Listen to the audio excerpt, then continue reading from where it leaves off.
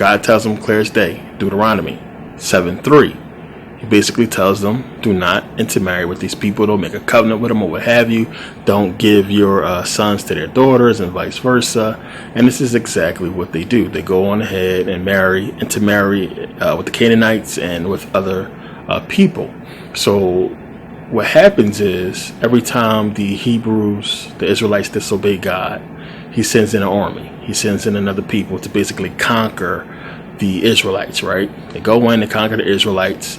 And God sends in a judge or a deliverer to basically judge Israel and deliver them out of the hands of the new oppressor. And this happens over and over again. It's basically what the book of Judges is about. So again, you would think at this time they were learning a lesson and they wouldn't disobey clearly the God that's basically responsible for their achievements thus far and their success. And you have to understand at this time the reason why Judges Joshua ended off. Same thing with Deuteronomy. The reason why you have these chapters end off with, the breaking up of the land. So same thing. Joshua dies. The land is being split up. And you have now the Israelites basically settling into different lands and different territories and doing their own thing or what have you. Same thing at the end of Joshua. So you have these people just basically doing their own thing. There's no leader now. They're getting conquered here and there in this civilization. So they split up now. So different civilizations of Hebrew tribes are sinning and breaking God's commandments or what have you, and he's sending people in there to conquer them and then sending somebody in there to basically judge them and to basically save them, as I said. So this is what takes place. So we're going to start here. Judges 3, start at 5. And the children of Israel dwelt among the Canaanites, Hittites, and Amorites, and Perizzites, and Hivites, and Jebusites. These are the people they're supposed to be killing. Remember, they're dwelling with them. And they took their daughters to be their wives, and gave their daughters to their sons, and served their gods. And the children of Israel did evil in the sight of the Lord, and forgot the Lord their God, and served Baalim, which is Baal, and the groves. Therefore the anger of the Lord was hot against Israel, and he sold them into the hands of, and this is a long one, Cushan-Rishathaim. This is how you pronounce it, believe it or not. Cushan-Rishathaim, who was the king of Mesopotamia. And the children served Cushan-Rishathaim 8 years. And when the children of Israel cried unto the Lord raised up a deliverer to the children of Israel, who delivered them, even Othniel, the son of Kenaz, Caleb's younger brother. And the Spirit of the Lord came upon him, and he judged Israel, and went out to war. And the Lord delivered Cushan-Rishathaim, king of Mesopotamia, unto his hand, and his hand prevailed against Cushan-Rishathaim, and the land had rest 40 years. Now understand, when they're saying this, they're trying to break up this time and stretch it out. So they're saying that you had this defiance of the people. And then they was basically, you got to pay attention to these times they're given. They was basically enslaved with these people for like 8 years. And he basically sent in a deliverer to save them. And then everything was cool for 40 years. 40 years passed. Everything cool. Notice this 40. And the land had rest 40 years. And Othniel, the son of Kenaz, died. And the children of Israel did evil again in the sight of the Lord. And this is 40 years after all that happened. And the Lord strengthened Eglon, the king of Moab, against Israel, because they had done evil in the sight of the Lord.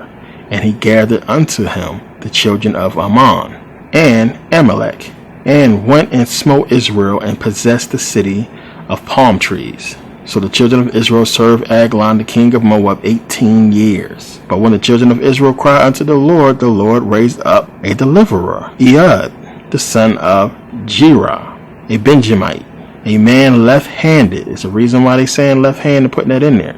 Man left-handed, and by him the children of Israel sent a present unto Eglon, the king of Moab. So now basically what happens, you have Ehud, who is the left-handed, deliverer of Israel. He basically is trying to get rid of the king who's basically oppressing Israel at this time, which is Eglon. So the story, if you read it, of course, Ehud basically goes to Eglon and says, hey, I have a message from God that I want to tell you. So he basically sends all the bodyguards and everybody out of the room so that Ehud can basically tell him the story. And he reaches out with his left hand to basically distract Eglon, because he knows he's left-handed, and with his right hand he has a dagger attached to his right hand, and he basically stabs him and kills him. Now, as you read, Eglon was supposedly big and fat king, so it's kind of messy or what have you. So stabs him, kills him, what have you, and they basically will eventually get free. But they want you to believe, of course, in this story that God has some kind of, because he's God, divine sense of understanding to send a left-handed man, which most people are not left-handed, which is going to be easier to deceive the king once you get close enough to him to stab him with the blade from the right hand. I mean, it's just all stuff to just add more spooky stuff to the story, but no validity.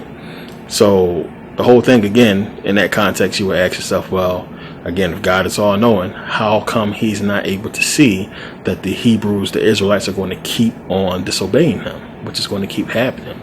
Why is these people the chosen people and they continuously disobey God? It seems as if another people will be worthy of, God's power and everything he's trying to do for them, when clearly these Hebrews are disrespectful. They keep disobeying God, but God stays with them. As you read, God says he's getting ready to basically abandon the whole Hebrew project and basically abandon them and leave them. If he got to the point where he felt like he was going to abandon the Hebrews and get rid of them, why not just do that? Why not just put them in bondage, forever? Why not just move on to a different people? Why is he sticking with these people if you're going to have instances where you're going to send in armies to wipe them out, to kill them off until they cry out for help, and then you're going to send somebody to save them? This is what's taking place in the book of Judges.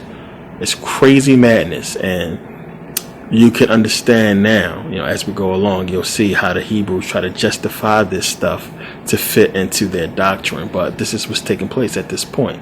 You have them keep on disobeying God. They go into captivity and, killed and enslaved or what have you for a certain amount of years, and then they cry out to God, and then God send them somebody to come save them, and then they come and save them, so on and so forth. Look, we can go back right into the story with Moses. What took place? We don't know, what was really going on. It didn't happen. It's a story. What we know, Moses come, he's a deliverer, brings them out. The whole time they out there, after they've been saved, they bitching and complaining. Why are we out here? It's too hot. We're not eating it. Why you bring us out of Egypt? Let's go back. You're supposed to be the chosen people. Understand what it's saying. Ungrateful ass people. It's going to make sense later. And, bring them out. They disobey God. All this stuff happened. He kills off an entire generation of them following Moses, remember. And then the next generation grows up with Moses. And then, they sin, and then you have Joshua come along, and then, everything's cool. They're conquering or what have you. And then they sin again. And then here you have, this is going to keep happening. You already had one instance where they were saved, and then 40 years passed, and then here they go again, breaking the laws, and then sinning again. So it's like, come on. It's going to get frustrating, as you see. It's so many questions you're going to have after this. So now, Ehud basically, he kills him, and he's in a room now, so he has to escape. So now it says here, this is Judges 3:26. And Ehud escaped while they tarried and passed beyond the quarries and escaped unto Sirath. And it came to pass, when he was come, that he blew a trumpet in the mountain of Ephraim, and the children of Israel went down with him from the mount, and he before them. And he said unto them, follow after me, for the Lord hath delivered your enemies the Moabites unto your hand. And they went down after him, and took the fords of Jordan towards Moab, and suffered not a man to pass over.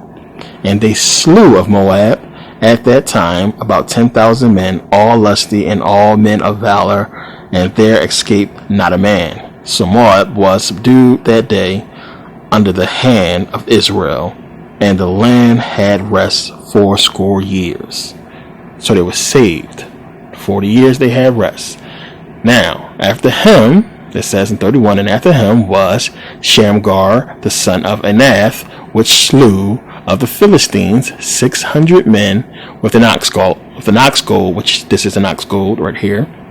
And he also delivered Israel. So you had two deliverers, two judges, two deliverers come and save Israel. So when it's talking about Israel, it's talking about in different areas because they all broke up land, and you have, this tribe here, that tribe there, what have you, and they keep getting conquered because within the tribes you have a lot of sin and people breaking the laws. It's going to get crazy. So you had deliverers come. So boom. One deliverer come save them in one part, another deliverer come save them in that part, and they all understanding what's going on. They're being conquered, but nobody seemingly, cares, about the history or what have you. So it says here, and this is chapter 4. After everything that happened, it says, and the children of Israel again did evil in the sight of the Lord, and Ehud was dead, and the Lord sold them into the hand of Jabin, king of Canaan, that reigned in Hazor, the captain of whose host was Sisera, which dwelt in Harosheth of the Gentiles. And the children of Israel cried unto the Lord, for he had 900 chariots of iron, and 20 years he mightily oppressed the children of Israel. And Deborah, a prophetess, the wife of Lapidoth, she judged Israel at that time. And she dwelt under the palm tree of Deborah between Ramah and Bethel and Mount Ephraim, and the children of Israel came up to her for judgment. So now the pattern is clear as day, and you can see what's happening. And this again is what the Hebrews used to justify our position today. I mean, look at how it reads in the Bible. You see, they broke off, they're in these different civilizations, but people are basically committing these sins. And then God sent somebody in to basically conquer. Now, when you look at it, it's giving you different deliverers in different places, but it's not being 100% clear on what tribe is basically sinning. So it leads you to basically guess when it says, God sold them into bondage or what have you. Is he talking about everybody? Is he talking about a certain tribe that disobeyed, or everybody in Israel? All the Hebrews were sold into bondage, and all the Hebrews suffered this.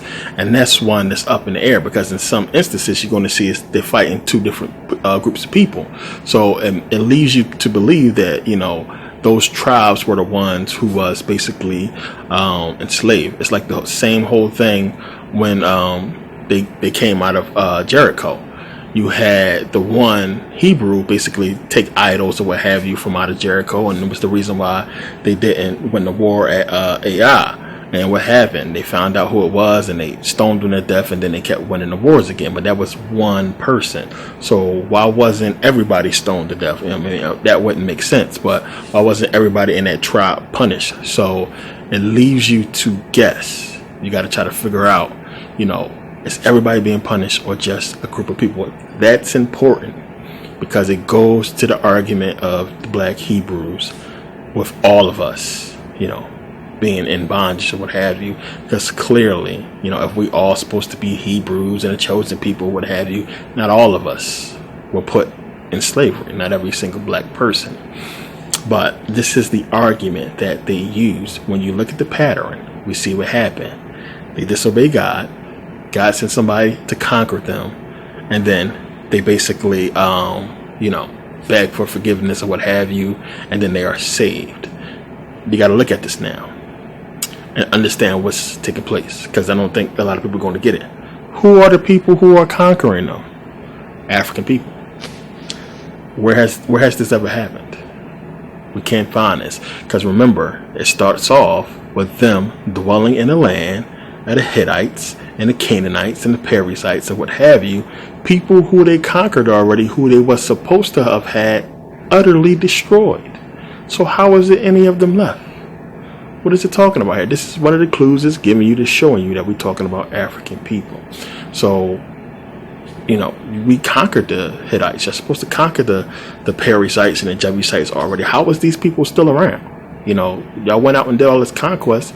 Y'all supposed to have killed them all. So how was these people still even existing for them to be able to dwell with them? There's a flaw in the story right there.